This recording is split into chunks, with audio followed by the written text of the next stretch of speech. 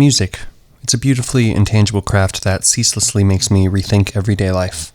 I spent many hours listening to music growing up, my earliest influences being the soundtracks from early Nintendo games.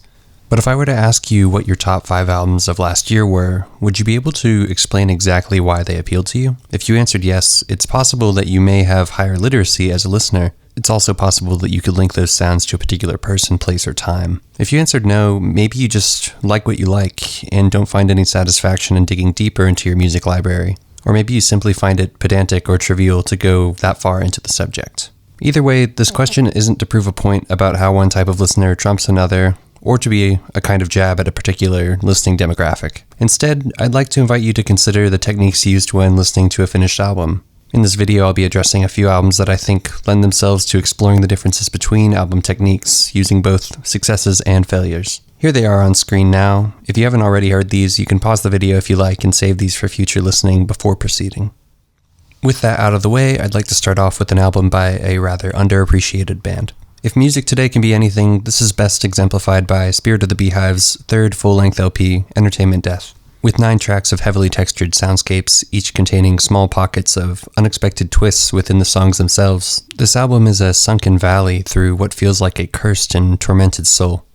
Although tracks across this album are individually crafted experiences, the production lends the journey to feel connected as one flowing stream. Songs move through synthetic soundscapes, usually being grounded one way or another by an eerily, barely human-sounding vocal line or a mellow layer of acoustic guitar. Short bursts of experimental orchestration are rivaled by the equally jarring pop movements that feel rooted in some deeper emotion that come off as vague as necessary to not sound contrived. These moments are what make this record for me, as they show Spirit's songwriting ability and prowess as producers of their own unique sound. Even one of the more straightforward tracks such as Give Up Your Life maintain a sense of tonal complexity without it being at the mercy of the composition. The easier listening passages of similar moments carry an out-of-tune quality that is ever-changing across the master mix. This strikes me as an element of the record's immersion rather than a gimmick solely for the sake of weirdness. Spirit always has something up its sleeve when it comes to beginning and ending a track as well, which is a satisfying touch to what would have been already well-written songs. This might be best exemplified in the intro to Rapid and Complete Recovery, as the sounds used to drag the listener in do just that, all without overstepping or breaking the record's sonic consistency. On the topic of sonic consistency, I'm going to pivot over to the electronic pop duo known as Frost Children. Their first 2023 release, Speedrun, showcases a similar attention to detail as Spirit, delivering handcrafted music where every sound is arranged and executed with seemingly no flaws. This is truly a testament to how well these artists can create breathing worlds from their songs that are not only sonically enjoyable, but also very engaging for the listener. No stone is left unturned when listening to these works, as you really get the impression that they tried almost anything while working through these compositions. But this isn't the only way to craft a listener's experience. Some music can feel more celebratory in nature. Take George Clanton's Rap I Yah. It may just fit that definition perfectly. While I am exaggerating a little, keep in mind that this release provides many similar turns as featured on 100% Electronica and Slide, all while curating a new, updated landscape for experiencing the world of George Clanton. It's almost like applying shaders in Minecraft, similar ideas being executed with congruent elements that provide an experience which is greater than the sum of its parts.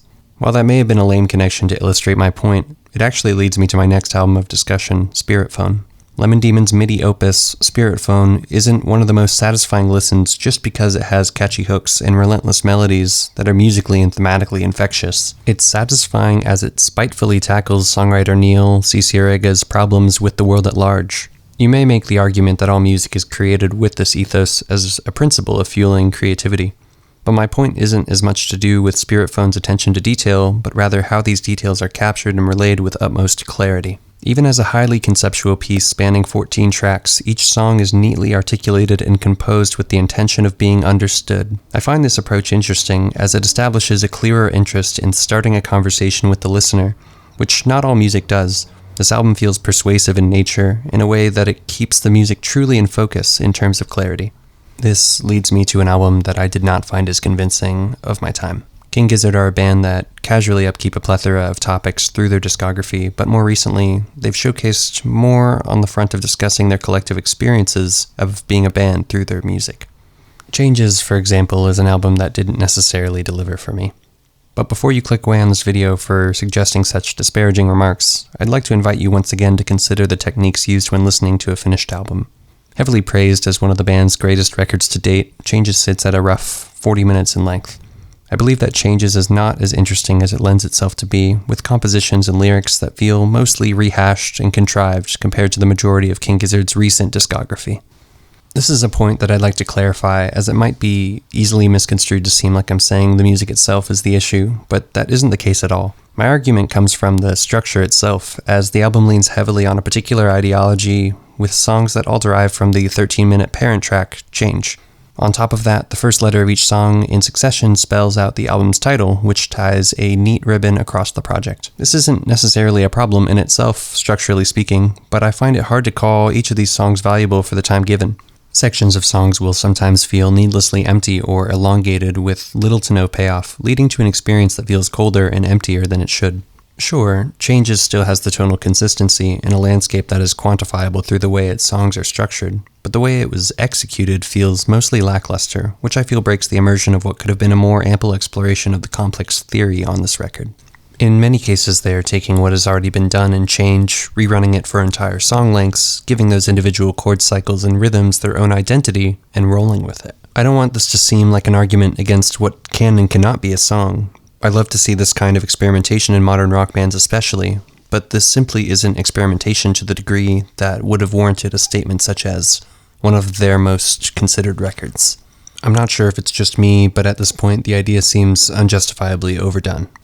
Once again, this isn't to say that some of these songs aren't well done or written incorrectly in any sense, but for an album deliberately marked as one of their most considered, taking years to come to fruition, I can't help but feel that it showcases their most shallow approaches to songwriting to date. I want it to be fully clear that I don't harbor any hate toward this album or have anything against it for any reason aside from its glaring compositional flaws. This is merely an example of poor album technique in my opinion for the sake of comparison in this video. Obviously, whether you enjoy the music more or less is truly subjective, but I'm looking to study the artist's intention with a critical eye where possible. With that out of the way, let's look at a recent Gizzard album that plays to the band's strengths. Flight B741 rewinds to a mindset of writing songs for the sake of making music, and it delivers on an entirely new level compared to their recent releases. Using the pass the mic technique to much success, this album is as enjoyable to listen to as it is believable as an honest piece of work from the full band. This album feels like it was made to communicate earnestly with the listener,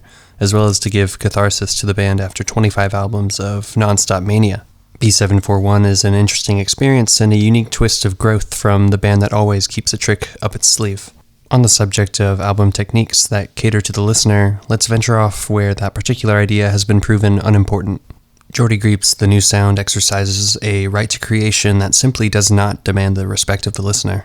In fact, its songs are often crafted in spite of the listener, sometimes using abrasive techniques or comedy to disrupt the experience altogether. While some may find this approach odd or offensive, I was pleasantly surprised to feel more immersed in the experience by way of these choices, not because they're perfectly suited to every moment, but because they were thought out in the first place. A common trend in popular media is the idea of focusing on aspects of a theme over any true substance, form over function, in simpler terms.